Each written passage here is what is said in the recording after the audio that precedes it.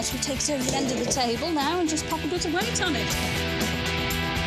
So now the seat base frame with a new rubber is attached and bolted onto the seat back. So the next thing is to sort out the cushion, if you like, for the seat base, which starts off with the foam. So you have to measure that up on here first. Yeah, I need to make sure the flutes line up. You drop your base cover on like that, a bit of glue in.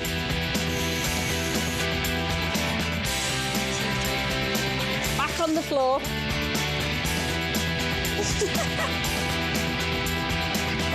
Right, so that's that. We've Final got to put things a ahead. handle now. Handle and We've got headrest. to put a handle and a knob on, haven't we? OK. And that's it, ready for a headrest. Go on, then. I'm not going to reach that mark, am I? Oh, right then, look. Here we go. And there we have it. And there we have a finished seat. One finished seat. Look, I'll give it a twirl. It needs a polish. Oh, polish it first then. Polish Hang on. it. Stop. Polish. I can't get over how fantastic those seats look, and I was going to fit them today. In fact, the very next job, but I've decided they look so good, they're going to be the icing on the cake of this particular project, so I'll fit them a little bit later on. He's lying, actually. He's desperately behind schedule, as ever. Oh, that's charming, that is. You are always letting me down. We're actually going to move on now to a favourite job of mine, window winders and quarter lights. So this is the original quarter light that came out of the car, and the reason we've kept it rather than going for a new one is basically because it's perfectly salvageable. I also quite like the fact that things like the glass in it is the original glass, and it's got a kind of bit of a patina of age about it because it is an old car. If you just replace everything, you end up with essentially a brand new car. What we have replaced on here, though, are these channel felts in here where the window runs up and down. So Les has just glued in a new piece in there. We also replaced these studs here. When the quarter light's in place in the car, it's fixed to the door by these two studs, and on mine, they were completely rusted, so when we tried to undo them, they just snapped straight off. The other thing we've replaced on the quarter light is this top rubber. Now, basically, it's where the window sits up into when it's completely wound up. Other bits we've replaced, door handle. It's a really obvious part of the car, and unfortunately, on our original units, you can see where the chrome started to pit, and that won't look good no matter how much you polish it. So we've got a brand new one, which looks absolutely fantastic. We've also changed the brackets that hold in the runners, front and back. You can see why we had to change them when you look at the old one. Absolutely rotten. Final bit is the window winding mechanism itself. Clever bit of engineering, I have to say, but not in bad condition. A lot of it's galvanised, so hasn't rusted. Packed it with white grease to hopefully keep any moisture out of it and keep it working nicely and smooth. So there are the bits. All we've got to do is put that little lot into that door, apart from the roller cabinet, obviously, because that won't fit.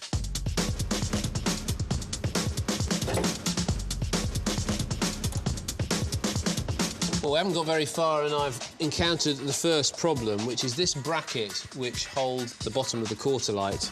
The captive nut in the bracket is about half a hole out, so what I'm going to have to do, just cut out a little ellipse here.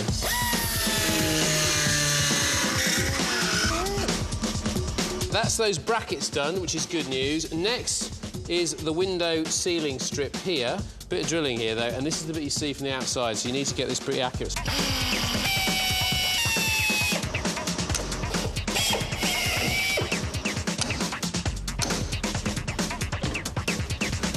There's your window winding the mechanism. I've got to get it in the hole first. Oh, get it in the hole and work that. Yeah, I'm going to put it in the hole first. You got it? Oh, Les. Now, this needs to be vertical here. This is the window winder. So Les is just putting the door handle on. See, that goes in that hole there. Right, go on then. Oh, yes, lovely, jubbly. Look at that, and you wind the handle and down comes the window. Very nice indeed. So that's as far as I can go with this door at the moment, because the next big job is to put on the windscreen and the windscreen frame. Now, if it takes us as long as it's taken us to do this door, my advice is send out for provisions now.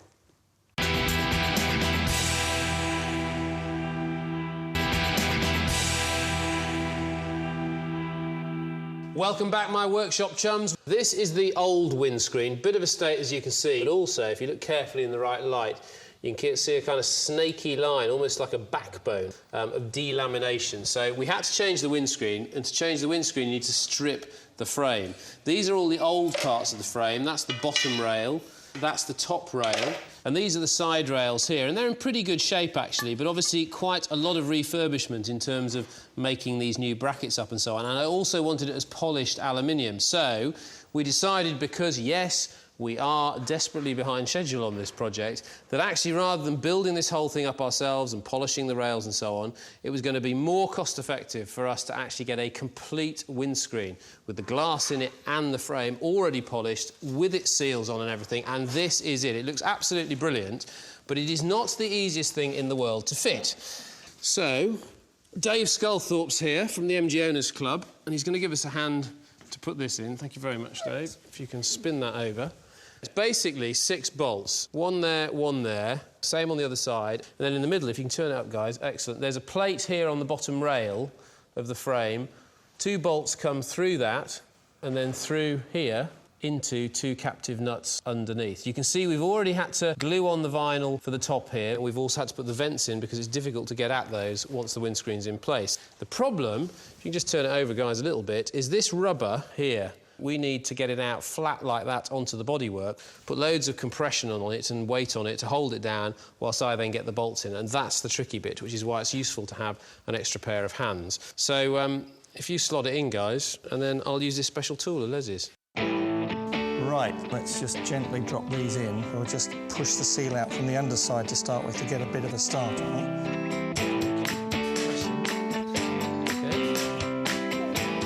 You're so damn heavy, you're squashing my finger, Les. It does hurt your finger, this, though, I have to say, but I can cope.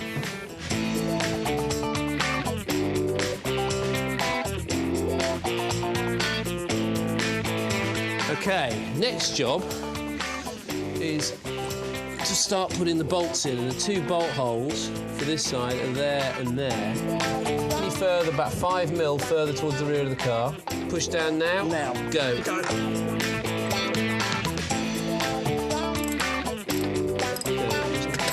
Get your big fat arse over the other end.